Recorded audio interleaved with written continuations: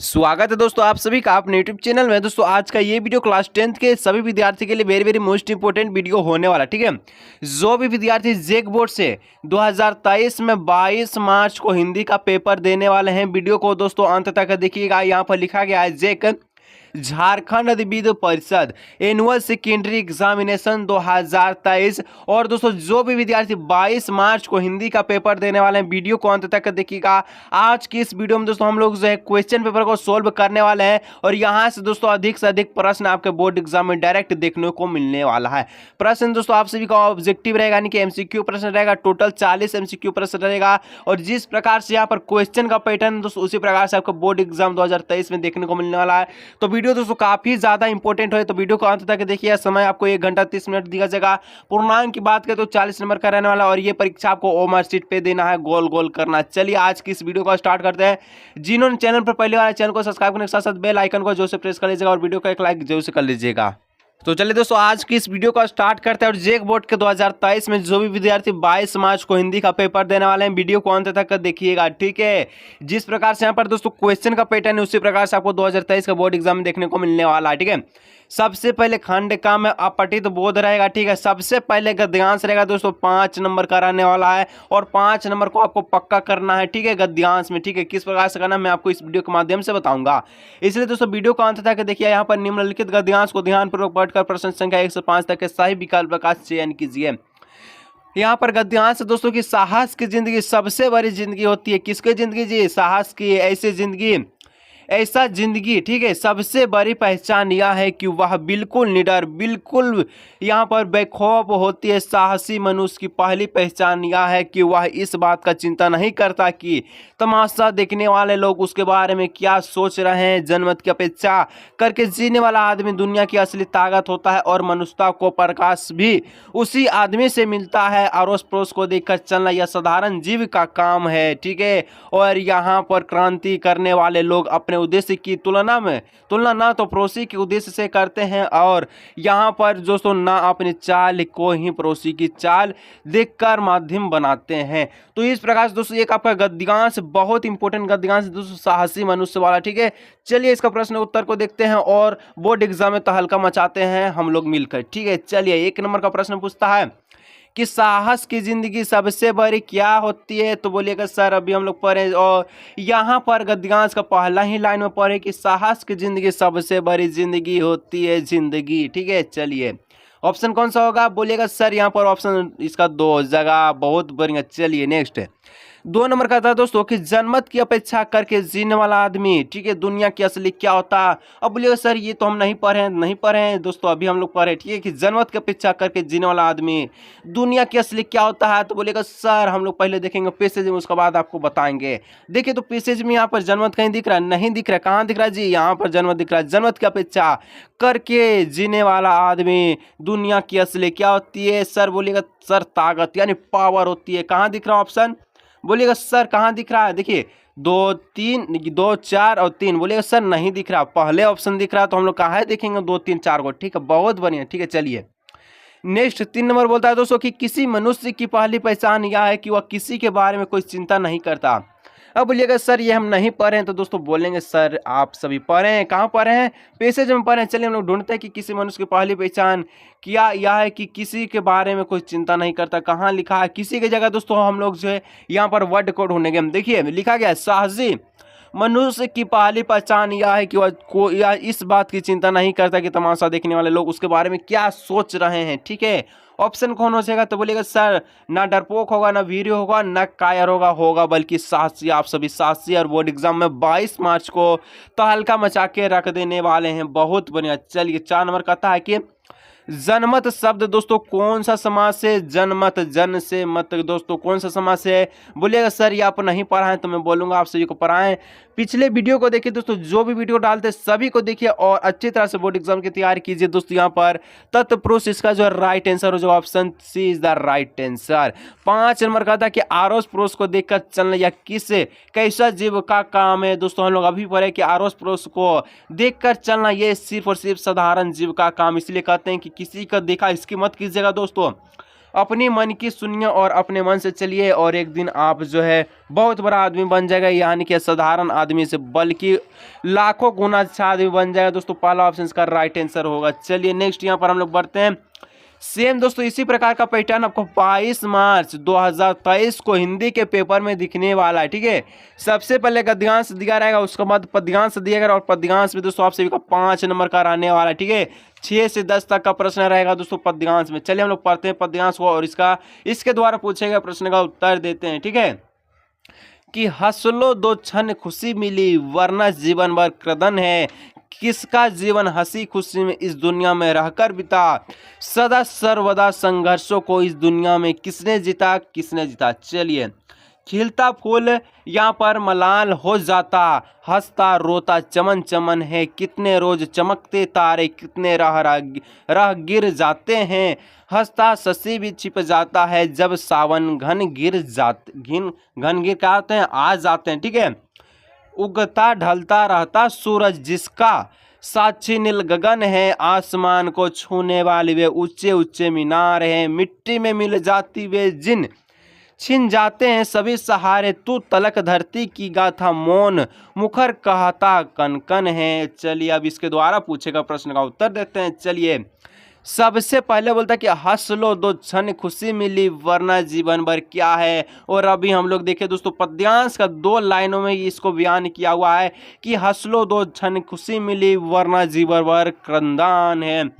तो इस तरह से दोस्तों आपको पद्यांश या गद्यांश को अच्छी तरह से पढ़कर प्रश्नों को उत्तर देना, किसी प्रकार से कभी भी प्रश्न आपको गलत नहीं होगा। चलिए नेक्स्ट यहाँ पर 7 नंबर है कि दूर तलक किसकी गाता है। चलिए इसको प्रश्न में हम लोग देखते हैं, यानी पैसेज में देखते हैं पद्यांश में कहाँ लिखा है कि दूर तलक किसकी गाता है। देखिए यहाँ पर लिखा है कि दूर तलक धरती की गाता है। ठीक है, किसकी गाता है, धरती माता की गाता है। ठीक है, चलिए तो यहाँ पर ऑप्शन कौन सा हो जाएगा, धरती होगा कि नहीं कि आकाश होगा, तो बोलेगा सर धरती होगा। ठीक है, चलिए 8 नंबर का है दोस्तों कि नील गगन का एक शब्द क्या होगा। तो नील गगन का दोस्तों एक शब्द होता है यहाँ पर नीलांबर। नीलांबर दोस्तों इसका राइट आंसर हो जाएगा। चलिए 9 नंबर का था कि खिलता फूल क्या हो जाता है।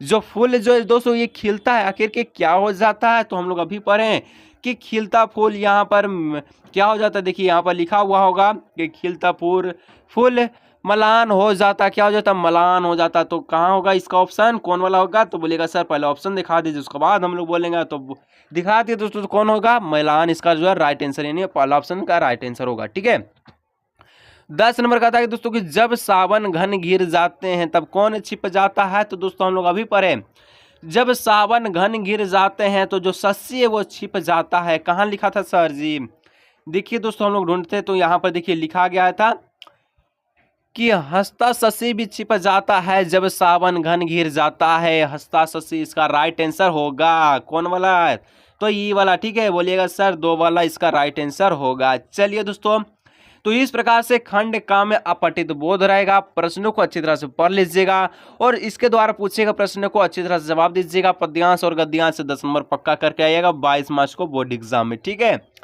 खंड खा बोलता है दोस्तों कि व्याकरण है, और व्याकरण से दोस्तों आपको 10 नंबर का प्रश्न रहने वाला है 22 मार्च 2023 को। और व्याकरण दोस्तों आप सभी को मैं इस तरह से पढ़ा दिया हूं कि कभी भी जिंदगी में आप जो अकर्मक सकर्मक को या वाच्य को कभी भी नहीं भूल सकते। इसलिए कहते हैं दोस्तों कि जिस तरह से वीडियो डालते हैं सभी को देख लीजिए, कभी भी दिक्कत ना हो। ठीक है, 11 नंबर कहता है किन निम्न में से किस वाक्य में अकर्मक क्रिया, अकर्मक की क्रिया किसमें होगा, जिसमें कर्म नहीं होगा। ठीक है, जिसमें कर्म नहीं होगा वो अकर्मक क्रिया कहलाएगा। देखिए, बच्चा खेल रहा है, वह पुस्तक पढ़ रहा है, पिताजी रेडियो सुन रहे हैं, माँ भोजन बना रही है।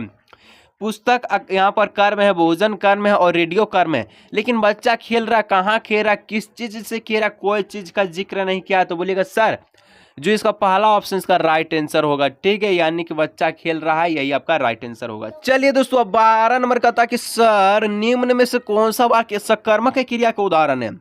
सकर्मक क्रिया जिसमें कर्म होता है, अकर्मक क्रिया जिसमें कर्म नहीं होता, और सकर्मक क्या जिसमें कर्म निर्धारित है। मैं खेल रहा हूँ, वह पढ़ रहा है, चिड़िया उड़ रही है, तीनों का तीनों अकर्मक क्रिया, किसी में कर्म निर्धारित नहीं। लेकिन वह रोटी खा रहा है, क्या खा रहा है, रोटी खा रहा है। ठीक है, यानी कि सी ऑप्शन का राइट आंसर होगा। चलिए बोलेगा सर हम भी रोटी खाते हैं, तो आप भी क्या है सकर्मक क्रिया में आते हैं। चलिए 13 नंबर का आता है दोस्तों कि आप सभी के गुरु का, ठीक है, एक अर्थ होता है शिक्षक और दूसरा अर्थ होता है। दोस्तों ये प्रश्न में काफी ज्यादा बच्चे, ठीक है, मैं कह सकता हूं कि जो 92% जो बच्चे हैं गलत ऑप्शन करके आते हैं बोर्ड एग्जाम में, और कहते हैं कि ये जो मैं सही करके आऊँ, आप बोलते हैं कि 100% जो है मेरा ये प्रश्न सही होगा, और मैं कहूँगा उनका प्रश्न गलत होगा। जो सोच है कि गुरु का एक अर्थ यहाँ पर शिक्षक है और दूसरा अध्यापक होगा, उनका सोच बिल्कुल भी गलत है, ठीक है। बाकी के जो 8% जो बच्चे हैं बहुत अच्छे हैं कि इसका जो आंसर है भारी वाला जो करके सही आएंगे, यानी 4 ऑप्शन वाला, ठीक है।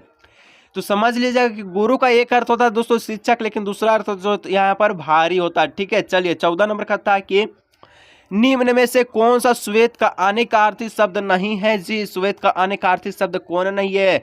श्वेत माने सफेद, श्वेत माने उजाला, श्वेत माने सफेदी, तीनों का तीनों क्या है? बोलेगा सर यहाँ पर अनेकार्थिक शब्द है। श्वेत माने कभी श्याम सुने हैं? कभी भी नहीं, यानी कि पहला ऑप्शन इसका राइट आंसर होगा। चलिए अब 15 नंबर का आता है कि दोस्तों यहाँ पर आजीवन कौन समास से, बहुत सारे वीडियो में दोस्तों ये प्रश्न मैं आपको कराऊं। जो आजीवन है, ठीक है, ये आपका दोस्तों अव्यय भाव समास में आते हैं, यानी कि 2 ऑप्शन का दोस्तों राइट आंसर होगा, ठीक है। 16 नंबर का था कि रचना के आधार पर बताएं कि वाक्य के कितने भेद होते हैं, और मैं आपको बताया था कि रचना के आधार पर वाक्य के यहाँ पर 3 भेद होते हैं, तो ये इसका जो पहला जो ऑप्शन है इसका राइट आंसर होगा। चलिए बोलिए सर 17 नंबर बताइए। तो 17 नंबर कहता है दोस्तों कि मेरी इच्छा है कि, ठीक है, मेरी इच्छा है कि मैं डॉक्टर बनूं, या कौन सा वाक्य? ध्यान से सुनिए, मेरी इच्छा है, मेरी इच्छा भी है कि क्या मैं डॉक्टर बनूं, यानी कि 2 सेंटेंसों को मिला रहा है, तो 2 सेंटेंसों को मिलाने वाले सेंटेंस को मिश्र वाक्य कहते हैं, और 4 ऑप्शन का राइट आंसर होगा, ठीक है। मेरी इच्छा है कि मैं डॉक्टर बनूं, और आपकी इच्छा क्या है कमेंट सेक्शन में कमेंट कीजिएगा, ठीक है। 18 नंबर का था कि पिताजी के द्वारा अखबार पढ़ा गया, यह कौन से वाक्य है? किसके द्वारा पढ़ा जा रहा है? पिताजी के द्वारा, आपके पापा के द्वारा अखबार पढ़ा जा रहा है।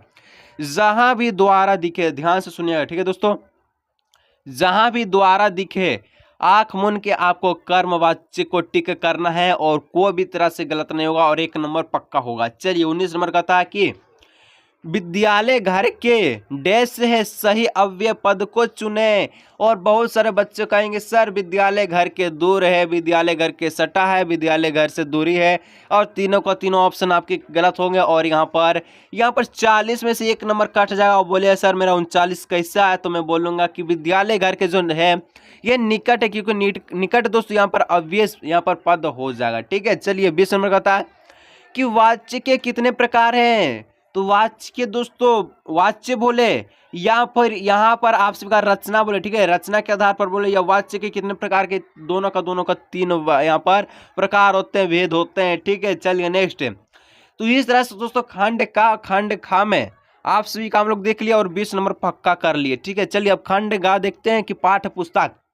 अब जितना भी प्रश्न आपको बताएंगे सभी आपकी किताब के प्रश्न रहेंगे, ठीक है। कहाँ के रहेंगे? तो किताब के बुक के प्रश्न रहने वाला है। चलिए हम लोग देखते हैं सर बिना लेट करते हुए। चलिए कि सबसे पहले आपको किताब से भी एक दोस्तों पद्यांश दिया हुआ रहेगा, और इसको पढ़ के 21 से 40 तक का सही प्रश्नों को, यहाँ पर 24 तक के सही प्रश्नों का उत्तर देना है। चलिए हम लोग पढ़ते हैं, और जैसे मैं पढ़ूंगा आपको सभी यहाँ पर जो पद्यांश मैं पढ़ लूंगा, ठीक है, इसको बताने की कौन से चैप्टर से लिया गया और इसका जो चैप्टर का नाम क्या है, ठीक है। फल क्या है? फसल क्या है? ठीक है, फसल क्या है? और तो कुछ नहीं है, वह नदियों के पानी का जादू है, वह हाथों की स्पर्श की महिमा है, भूली काली संदली मिट्टी का गुणधर्म है, रूपांतर है सूरज की किरणों का, सिमटा हुआ संकोच है हवा की थिरकन का। अब बताइए कि ये चैप्टर जो कहाँ से लिए गए, इसके चैप्टर के लेखक कौन है? तो मैं बता दूंगा, लेकिन ये चैप्टर कहाँ से ले गया कमेंट सेक्शन में कमेंट कीजिएगा। चलिए 21 नंबर का था कि दोस्तों उपयुक्त पद्यांश के कवि कौन है? बोलिएगा सर उपयुक्त पद्यांश के जो कवि है नागार्जुन है। नागार्जुन है दोस्तों, ये कहाँ देख रहे हैं? फसल की ओर देख रहे थे, ठीक है, फसल की ओर देख रहे थे। चलिए नेक्स्ट 22 नंबर, ठीक है, फसल किसका जादू है? जादू है वह जादू, फसल किसका जादू है? तो फसल दोस्तों नदियों के पानी का जादू है, ठीक है, नदियों के पानी का जादू है। 23 नंबर कहता है दोस्तों आप सभी का कि फसल किसका गुणधर्म है? तो जादू तो देख लिए, नदियों का पानी का था, अब बोला गुणधर्म किसका है? दोस्तों फसल जो है दोस्तों ये गुणधर्म किसका है? तो मिश्रित मिट्टी का, भोली काली संदली मिट्टी थी कहाँ? फसल में, ठीक है। फसल जो है ये मिश्रित मिट्टी का गुणधर्म है, जैसे कि यहाँ पर गेहूं दोस्तों आप सभी का काली मृद्धि में उगाई जाती है, ठीक है, काली मिट्टी में। धान जो है दोस्तों, धान आपका जो यहाँ पर जो है यहाँ पर मिट्टी में उगाई जाती है। इस तरह से दोस्तों मिट्टी के अलग अलग प्रकार होते हैं, अलग अलग प्रकार में अलग अलग फसल उगाए जाते हैं, ठीक है। 24 नंबर कहता है कि फसल किसका रूपांतर है, तो फसल सूरज की किरणों का रूपांतर है, जो सूरज भगवान उनके किरणों का रूपांतर है। चलिए अब दोस्तों 25 नंबर का था, ठीक है, सूरदास की काव्य भाषा है, तो कहिएगा सर जो सूरदास थे उनकी जो काव्य भाषा है ब्रज भाषा है। और सूरदास जी का जन्म कब हुआ था, सभी का आंसर नेम के साथ कमेंट में आना चाहिए, ठीक है, सभी का आंसर नेम के साथ कमेंट में आना चाहिए कि सूरदास की जो है जिंदगी यानी कि यहाँ पर जन्म कब हुआ था, ठीक है। चलिए 26 नंबर कहता है कि गोपियों ने किसे भाग्यवान कहा है, तो दोस्तों गोपियों ने उद्धव को भाग्यवान कहा है। उद्धव तुम हो अति वरवागी अपरस रहा असने तनाते। तो दोस्तों इस तरह से कुछ है था, ठीक है, मुझे पूरा याद नहीं, लेकिन पहला लाइन याद था और आपको बता देना है कि गोपियों ने उद्धव को यहाँ पर क्या किया, भगवान कहा है। चलिए भाग्यवान, ठीक है। अब 27 नंबर कहता है कि उत्साह कविता में कवि ने किसे गरजने को कहा है, तो कौन गरजता है दोस्तों, बादल गरजता है, ठीक है, घने घने बादल, यानी कि 2 नंबर इसका राइट आंसर होगा। 28 नंबर कहता है कि विकल विकल, ठीक है, विकल विकल उन्मन थे, उन्मन पंक्ति किस प्रकार की, किस यहाँ पर किस कविता की है, तो ये दोस्तों उत्साह की है, ठीक है, उत्साह इसका जो राइट आंसर होगा। चलिए नेक्स्ट, तो नेक्स्ट दोस्तों अब फिर से एक गद्यांश दिया रहेगा और हिंदी में दोस्तों गद्यांश पद्यांश, और आपको यहाँ पर ग्रामर से दोस्तों पक्का करना है प्रश्न को, ठीक है। और इस तरह से दोस्तों 40 में 40 यहाँ पर 22 मार्च को आपको पक्का करके आना है। चलिए तो सबसे पहले गद्यांश दोस्तों जिसको प्रकार हम लोग 29 से 32 तक का प्रश्न का सही जवाब देंगे। और गद्यांश दोस्तों यहाँ पर किसके से लिया गया है, तो आप बोलिएगा सर नेताजी के चश्मा से लिया गया है कि हलदार साहब को पान वाले द्वारा एक देशभक्त का इस तरह मजाक उड़ाया जाना अच्छा नहीं लगा।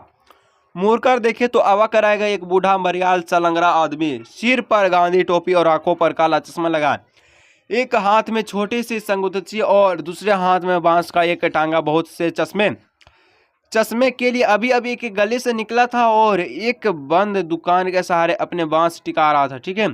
तो इस बेचारे की दुकान भी नहीं और फेरी लगाता था। हलदार साहब चक्कर में पड़ गए, पूछना चाहते थे इसे जो लोग जो है कैप्टन क्यों कहते, इसका जो वास्तविक नाम किया है। चलिए तो 29 नंबर में सबसे पहले प्रश्न पूछा कि यहाँ पर प्रस्तुत गद्यांश के लेखक कौन है दोस्तों, तो प्रस्तुत गद्यांश जो लेखक है वे इसका दोस्तों स्वयं प्रकाश इसका राइट आंसर हो जाएगा, ठीक है, स्वयं प्रकाश का राइट आंसर हो जाएगा। चलिए नेक्स्ट हम लोग यहाँ पर 30 नंबर बढ़ते हैं, ठीक है। तो 30 नंबर कहता है कि हलदार साहब को क्या ये अच्छा नहीं लगा, तो दोस्तों हलदार साहब को जो पान वाले के द्वारा एक देशभक्त का मजाक उड़ाना अच्छा नहीं लगा। और यहाँ पर दोस्तों देशभक्त कौन था, ठीक है, देशभक्त किसके बारे में जिक्र किया गया है, कमेंट में आंसर आना चाहिए, ठीक है। चलिए 31 नंबर का प्रश्न कहता है कि बूढ़ा मरियाल सा लंगड़ा आदमी कौन था, जो बूढ़ा मरियाल सा जो लंगड़ा आदमी था वो दोस्तों आपका प्यारा कैप्टन था, ठीक है, कैप्टन था। और कैप्टन दोस्तों फेरी का काम करता था, ठीक है। चलिए 32 नंबर का था कि कैप्टन क्या काम करता था, चलिए यहाँ पर आ गया, तो फेरी का काम करता था।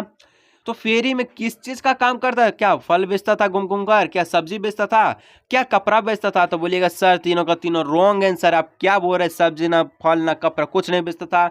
जो कैप्टन है ये चश्मा बेचता था और चश्मा नेताजी के चश्मे, यहाँ पर नेताजी के मूर्ति पर चश्मा लगाया भी करता था।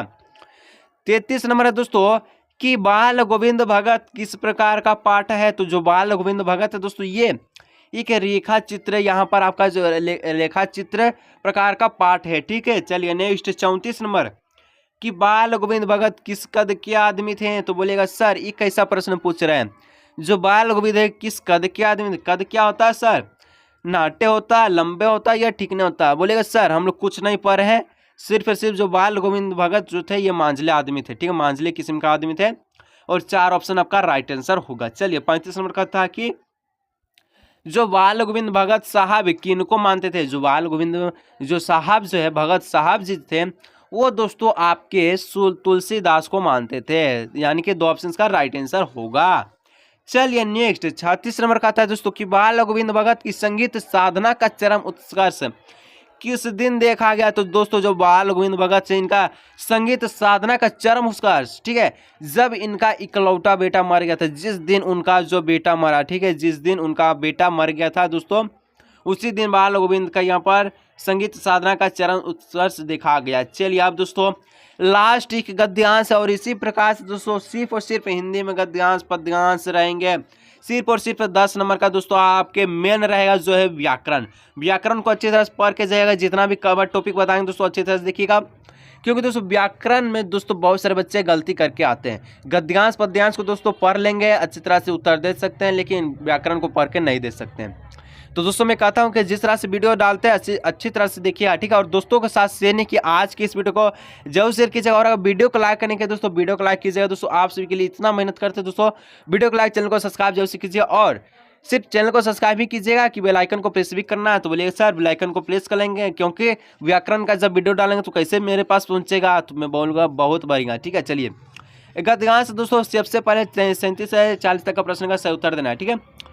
क्या गद्यांश पढ़ूं? तो बोलिएगा सर पढ़ लीजिए एक बार, क्योंकि इसके द्वारा ही तो हमको उत्तर बताना है। और ये जो आपका गद्यांश दोस्तों दिया गया कि जब कभी मैया हमें अचानक पकड़ पाती, तब हमारे लगभग लाख छटपटाने पर, ठीक है, हार पेट मारने पर एक यहाँ पर चुल्लू करवा तेल हमारे सिर पर डाल ही देती हम, और जो दोस्तों रोने लगते हैं और बाबूजी उस पर बिगड़ खड़े हो जाते, वह हमारे सिर में तेल बोधकर हमें उबटकर ही छोड़ती, फिर हमारी नाभि और लिलाल में काजल की बिंदी लगाकर चोटी गुथती और फूलदार लट्टू बांधकर रंगीन कुर्ता टोपी पहना देती थी। हम खांसे कन्हैया बनकर बाबूजी की गोद में सिरकते सिरकते सिरकते सिरकते बाहर निकल गए। और ये दोस्तों जो प्रश्न है ये कहाँ से दोस्तों, ये आपका पद्यांश लिया गया है? तो कहिएगा सर माता कांचल से लिया गया है। चलिए 37 नंबर कहता है कि प्रस्तुत गद्यांश के लेखक कौन है? शिवपूजम सहाय दोस्तों इसका राइट आंसर हो जाए, ठीक है। और शिवपूजम सहाय के जो बचपन का नाम था तारकेश्वर नाथ था, ठीक है, तारकेश्वर नाथ। और तारकेश्वर नाथ का एक और नाम क्या था? शिवपूजम जो सहाय थे इनका बचपन का 2 नाम था। पहला तो मैं दोस्तों आपको बता दिया तारकेश्वर नाथ, दूसरा क्या था? कमेंट में आंसर आना चाहिए, ठीक है, कमेंट में क्या आना चाहिए? आंसर। 38 नंबर का था कि करवा तेल किस तेल को कहते हैं? तो करवा तेल दोस्तों ना करंज तेल को कहते हैं, ना तीसी तेल को कहते हैं, ना नारियल तेल को कहते हैं। तो बोलिएगा सर किसको कहते हैं? जिस चीज़ से दोस्तों आप सब्जी बनाते हैं, ठीक है, आपकी मम्मी सब्जी बनाती है और आपको खिलाती है, जिसको हम लोग सरसों का तेल कहते हैं, और इसी को दोस्तों करवा तेल हम लोग कहते हैं। चलिए 39 नंबर के लेखक की माँ काजल कहाँ लगाती थी? तो लेखक की जो माँ है दोस्तों ये काजल नाभि और लीलार में लगाती थी। 2 ऑप्शन का राइट आंसर होगा। चलिए तो आज का ये वीडियो दोस्तों आप सभी का लास्ट प्रश्न के साथ समाप्त होने जा रहा है। क्या अभी तक आपने चैनल को सब्सक्राइब किया? तो बोलिएगा सर मैंने किया, और बेल आइकन को भी प्रेस किया और वीडियो को भी लाइक किया, तो बहुत बढ़िया दोस्तों। और 22 मार्च के हिंदी के पेपर में तो हल्का मचाक कराइए, मेरा आशीर्वाद है आप सभी के साथ। चलिए 40 नंबर कहता है कि लेखक किसकी गोद में सिरकते सिरकते बाहर निकला? जो तारकेश्वर नाथ थे वे दोस्तों यहाँ पर बाबूजी, जिसको हम लोग कहते हैं पिताजी, ठीक है, उनके गोद में सिरकते सिरकते बाहर निकले। तो दोस्तों आज का ये वीडियो आप सभी के समाप्त हुआ होगा। वीडियो अच्छा लगता है दोस्तों दोबारा से कर रहा हूँ, वीडियो को लाइक, चैनल को सब्सक्राइब करने के साथ साथ बेल आइकन को जरूर से प्रेस कर ले। चलिए दोस्तों आज की इस वीडियो को यहाँ रखते मिलेंगे हम लोग इसी तरह नए वीडियो में।